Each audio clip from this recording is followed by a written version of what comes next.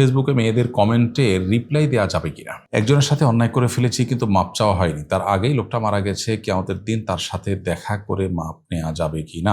আমি সদ্য বিয়ে করেছি, শ্বশুরকে আব্বা ডাকতে লজ্জা লাগে, এক্ষেত্রে শ্বশুরকে আঙ্কেল ডাকতে পারবো কিনা? শ্বশুরকে আপনি বাবা ডাকলেও সেটা আমাদের সামাজিক রীতির অংশ। জাস্ট কোরআন এবং সুন্নাহ আমাদেরকে আলাদা করে বলে দেয়নি যে এটা দিয়ে ডাকতে হবে বা ওইটা ডাকা যাবে না, এমন কথা নেই।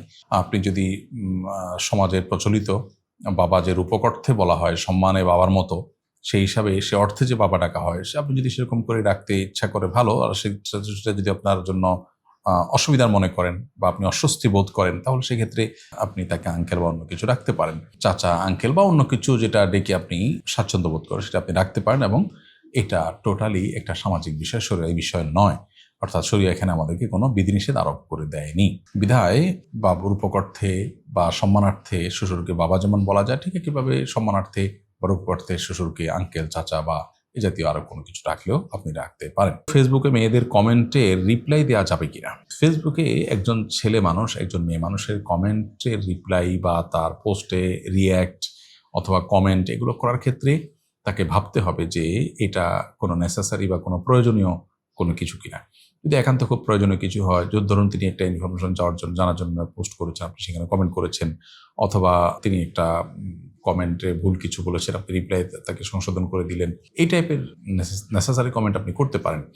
কিন্তু একেবারেই আননেসেসারি কমেন্ট বা অপ্রয়োজনীয় কমেন্ট যদি আপনি করেন, যেটা আসলে নিছকই আপনার বিনোদনমূলক, নিছকই আড্ডামূলক, তাহলে সেক্ষেত্রে এগুলো পরনারী হলে তাদের ক্ষেত্রে এটা অ্যাভয়েড করা উচিত। কারণ এটা আমাদের ফিতনার দুয়ারগুলোকে উন্মোচন করে দেয়। আপনি যখন একটা লাভ রিয়্যাক্ট দিবেন বা লাইক রিয়্যাক্ট করবেন বা সেখানে একটা পজিটিভ কমেন্ট করবেন বা দুষ্টমির ছলে করে কিছু লিখবেন, যেটা আসলে কোনো প্রয়োজনীয় কিছু না, তখন নিজেদের অজান্তে নিজেদের মধ্যে একজন অন্যজনের প্রতি একটা সখ্যতা বা স্বাভাবিক সম্পর্কের মতো হয়ে যায় আস্তে আস্তে মানুষ, এবং এর ফলশ্রুতিতে এখান থেকে কত ফিতনার দিকে মানুষ চলে যায়। এই জন্য ফিতনার থেকে আল্লাহ তাআলা আমাদেরকে অনেক দূরে থাকতে বলেছেন।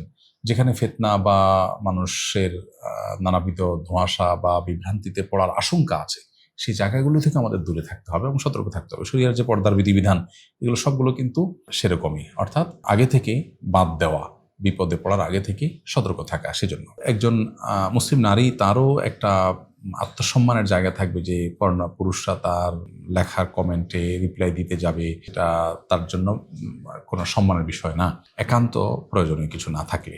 তো এই জন্য প্রয়োজনীয় বিষয়ের বাইরে আমরা সাধারণত এই জাতীয় ক্ষেত্রে কমেন্ট, রিপ্লাই, রিয়েক্ট এগুলা করা থেকে যথাসম্ভব বিরত থাকবো। একজনের সাথে অন্যায় করে ফেলেছি কিন্তু মাপ চাওয়া হয়নি, তার আগেই লোকটা মারা গেছে, কিয়ামতের দিন তার সাথে দেখা করে মাপ নেওয়া যাবে কিনা? উত্তর হলো, আখিরাতে আসলে কারোর কাছে মাপ চাওয়ার কোনো সুযোগ থাকবে না। আল্লাহ রাব্বুল আলামিন কোনো বান্দাকে আখিরাতে কারোর কাছ থেকে দায়মুক্ত করতে চাইলে সেটা আল্লাহ তাআলা করবেন, ওই বান্দাকে কিছু নেয়ামত দিয়ে, সেটা এক্সেপশন। কিন্তু সাধারণত দুনিয়াতে কারোর কাছে যদি আপনার কোনো দেনা থাকে আর তার কাছ থেকে আপনি মাপ চেয়ে নিতে না পারেন, তো আখিরাতে আসলে মাপ চাওয়ার অপশন থাকবে না, এবং কেউ কাউকে মাফ সেদিন করবে না।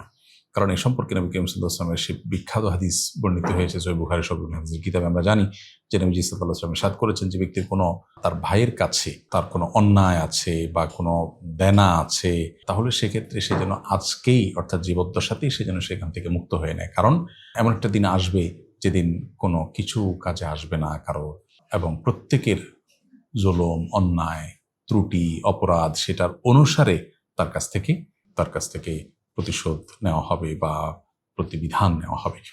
তো এখান থেকে পরিষ্কারভাবে বোঝা যায় যে আসলে আখিরাতে আপনি মাপ চাইবেন সে সুযোগ থাকবে না, দুনিয়াতেই আদায় করে নিতে হবে। এখন কথা হলো যে কারোর কাছ থেকে মাপ চাওয়ার মতো বিষয় ছিল, বাট তিনি দুনিয়া থেকে চলে গেলেন, মাপ চাইতে পারলাম না, কি করবো? এর উত্তর হলো যে আল্লাহ রাব্বুল আলামিনের কাছে কায়মন বাক্যে দোয়া করতে হবে, ওই ব্যক্তির জন্য দোয়া করতে হবে, আল্লাহ আপনি তাকে মাফ করে দিন, তার প্রতি রহম করুন, এবং তার তরফ থেকে সাদাকা করবেন। এগুলো করলে আশা করা যায় আল্লাহ রাব্বুল আলামিন আপনাকে দায় মুক্ত করে দিবেন তার কাছ থেকে কিয়ামতের দিন।